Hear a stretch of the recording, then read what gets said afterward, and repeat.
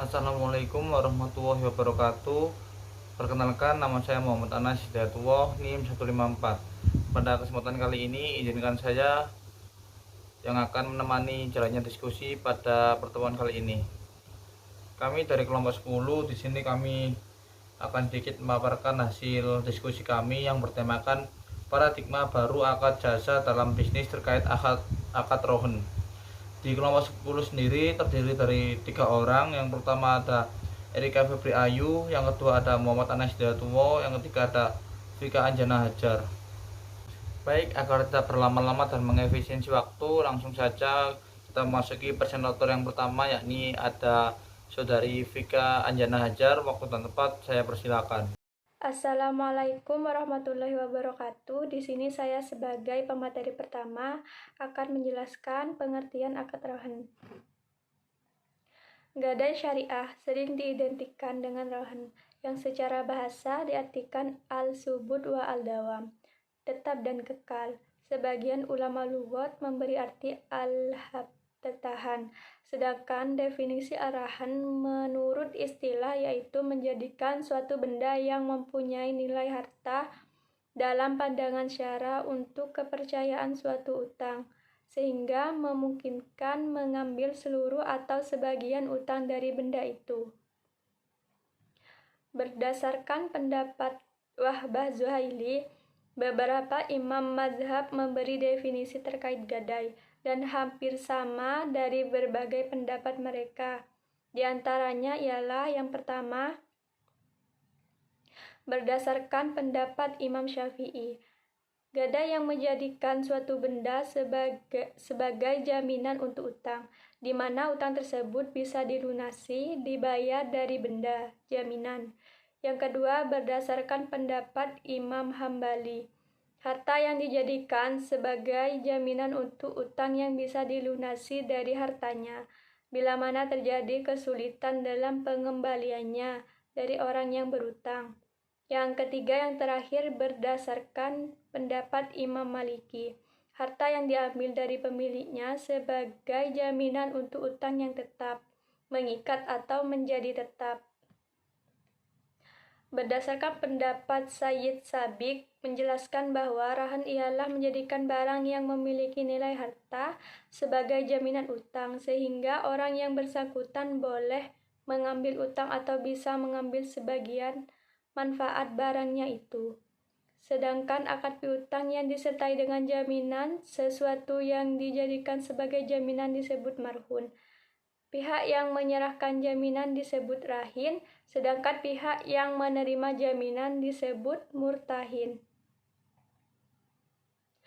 Berdasarkan pendapat Al-Imam Abu Zakaria Al-Ansari, ialah menjadikan benda yang bersifat harta benda, sebagai kepercayaan dari suatu utang yang dapat dibayar, sebagai kepercayaan dari suatu utang yang dibayarkan dari harga. Definisi benda itu bila utang tidak dibayar.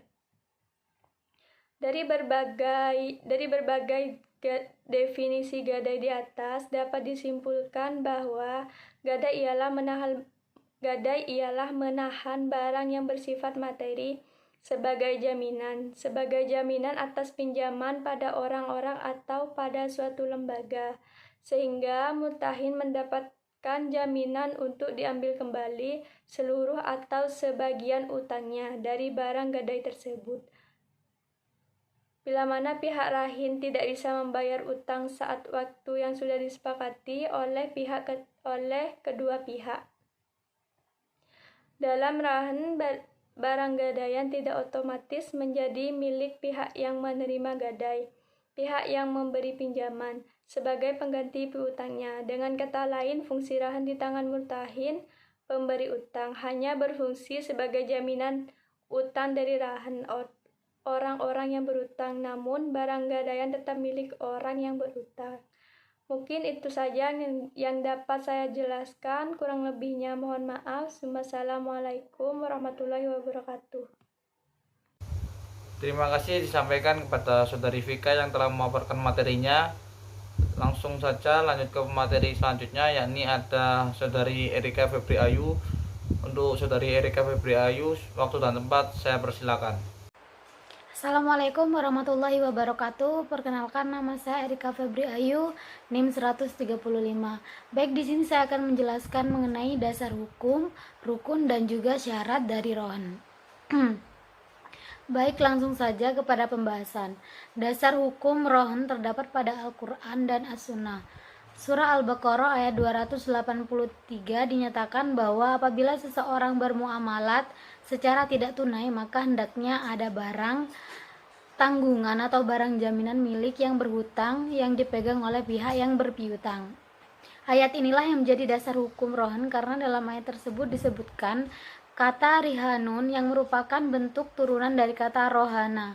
Dasar hukum pada as-sunnah tentang rohan ini terdapat pada beberapa hadis.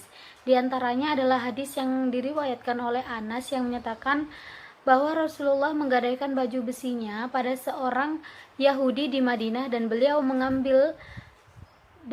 mengambil syair atau jagung untuk keluarganya, masih dapat memanfaatkan barang yang digadaikan dan bertanggung jawab atas perawatannya selama pemanfaatan barang-barang tersebut. Untuk syarat sah dan rukun gadai, sebelum dilakukan rohan terlebih dahulu dilakukan akad. Akad menurut Mustafa Az-Zarqa adalah ikatan secara hukum yang dilakukan oleh dua pihak atau beberapa pihak yang berkeinginan untuk mengikatkan diri. Kehendak pihak yang mengingatkan diri itu sifatnya tersembunyi dalam hati.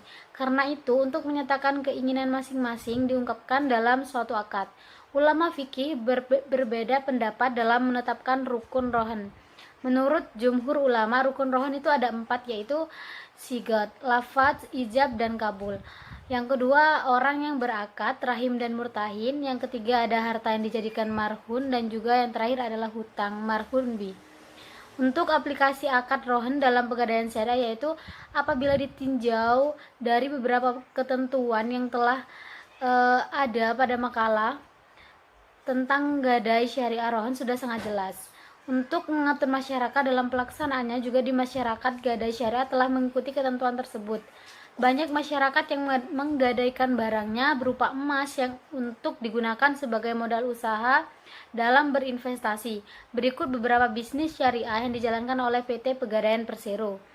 Yang pertama, Pegadaian Rohan, pemberian pinjaman dengan perikatan gadai yang berlandaskan pada prinsip-prinsip syariah. Alur dan proses layanan yang diberikan sama dengan Pegadaian KCA. Namun nasabah tidak dikenakan sewa modal, melainkan dikenakan ujrah yang dihitung dari taksiran barang jaminan yang diserahkan. Besaran ujrah yang dihitung dari taksiran barang jaminan yang diserahkan tersebut, besaran tarif ujrah maksimal adalah 0,71% dari taksiran barang jaminan per 10 hari dengan jangka waktu maksimum 4 bulan, tetapi dapat diperpanjang dengan cara mengangsur ataupun mengulang gadai, serta dapat dilunasi sewaktu-waktu dengan perhitungan ujrah secara proporsional selama masa pinjaman. Yang kedua ada Pegadaian Arum. Arahan untuk usaha mikro atau kecil. Layanan pembiayaan dengan skim syariah baik yang diperuntukkan bagi pengusaha mikro kecil guna pengembangan usaha dengan jaminan BPKB kendaraan bermotor, maupun bagi masyarakat yang belum atau tidak mempunyai usaha dengan jaminan emas. Pengembalian pembiayaan dilakukan secara angsuran dengan jangka waktu mulai dari 12 bulan hingga 36 bulan yang dapat dilunasi sewaktu-waktu. Lalu yang terakhir ada Pegadaian Amanah. Pemberian pinjaman atau kredit untuk kepemilikan kendaraan bermotor kepada para karyawan tetap ada suatu instansi atau perusahaan tertentu atau bagi para pengusaha mikro kecil. Dasar pemberian pinjaman dengan menghitung repayment capacity yang ditentukan atas dasar besarnya penghasilan atau gaji bagi karyawan tetap atau berdasarkan kelayakan dengan usaha bagi yang pengusaha mikro kecil. Baik, mungkin begitu saja yang dapat saya sampaikan. Kurang lebihnya mohon maaf. Saya kembalikan kepada moderator. Terima kasih disampaikan kepada saudari Erika Febri Ayu yang telah memaparkan materinya dengan sangat baik. Baik, langsung saja kita berlanjut ke materi yang terakhir, yakni saya sendiri. Di sini saya akan sedikit memaparkan tentang operasionalisasi rahan hiasi dan rahan tajlisi. Prosedur pembiayaan Rahan Tajlisi dan prosedur pembiayaan merupakan cara-cara dalam melakukan transaksi pembiayaan yang telah terjadi dengan ketentuan-ketentuan yang telah ditetapkan dengan tujuan untuk menghindari kesalahpahaman dan cara pelaksanaan dalam melakukan pembiayaan. Fatwa TSN nomor 68/DSN MUI /3 tahun 2018 tentang akad rohan tajlisi juga boleh dilakukan dengan ketentuan sebagai berikut. Yang pertama yakni ada rahin menyerahkan bukti sah kepemilikan atau sertifikat barang yang dijadikan jaminan atau marhun kepada murtahin. Yang kedua, penyerahan barang jaminan dalam bentuk sah kepemilikan dan sertifikat tidak memindahkan kepemilikan kepada murtahin. Yang ketiga yakni rahin memberikan wewenang atau kuasa kepada murtahin untuk melakukan penjualan marhun, baik melalui lelang atau jual ke pihak lain sesuai prinsip-prinsip syariah apabila terjadi wanprestasi atau tidak dapat melunasi hutangnya.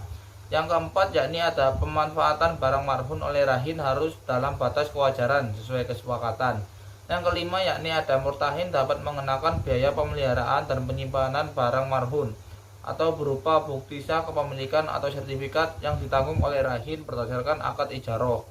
Yang keenam yakni besaran biaya pada poin kelima tidak boleh dikaitkan dengan jumlah uang rahin kepada murtahin. Yang ketujuh yakni selain biaya pemeliharaan, murtahin dapat pula mengeluarkan pengeluaran yang real. Yang ke-8 yakni ada biaya asuransi rahan tajlisi ditanggung oleh si rahin. Untuk contoh implementasi rahan tajlisi yakni semisal Iqbal mempunyai utang kepada Mahrus sebesar 5 juta. Sebagai jaminan atas utangnya kepada Mahrus, ia menyerahkan BB kartu sepeda motor kepada Mahrus secara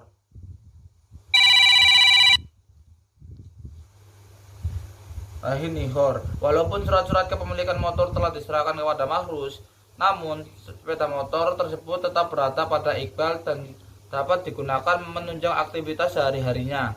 Jadi yang berpindah hanya kepemilikannya saja. Dan sedangkan untuk contoh implementasi rahan hiasi yakni Anas adalah seorang ayah yang mempunyai cita-cita untuk memasukkan anaknya kepada prodi ekonomi syariah FKSUTM. Namun anak dari Anas tidak lolos dalam SBMPTN atau seleksi bersama masuk perguruan tinggi negeri. Tapi di sisi lain anak dari si Anas tadi dinyatakan lolos pada ujian mandiri untuk masuk ke dalam prodi ekonomi syariah FKSUTM dengan uang pangkal yakni sebesar 20 juta rupiah. Namun maksud saya 30 juta rupiah. Namun Anas hanya memiliki tabungan sebesar 20 juta saja, sehingga Anas harus menggadaikan emas sebesar 50 gram miliknya pada pegadaian syariah. Hasil dari menggadaikan emas tersebut, Anas berhak memperoleh pembiayaan sebesar 15 juta. Karena Anas hanya membutuhkan 10 juta, maka Anas berhak hanya mengambil 10 juta saja. Setelah itu, pegadaian membuatkan akad qard untuk memberikan uang tunai kepada Anas. Dan selanjutnya, pegadaian syariah membuat akad rohan untuk menjamin pembayaran kembali. Di sini pegadaian syariah berhak meminta ujroh atau uang jasa yang telah dipertimbangkan besarannya pada sebelumnya. Mungkin itu yang bisa saya sampaikan. Kami dari kelompok 10 mohon maaf apabila yang kami sampaikan ada kekeliruan, dan apabila ada yang kami sampaikan itu benar maka itu datangnya dari Allah, dan apabila ada yang kami sampaikan itu salah maka itu murni karena kebodohan dan ketidaktahuan kita. Akhirul kalam, assalamualaikum warahmatullahi wabarakatuh.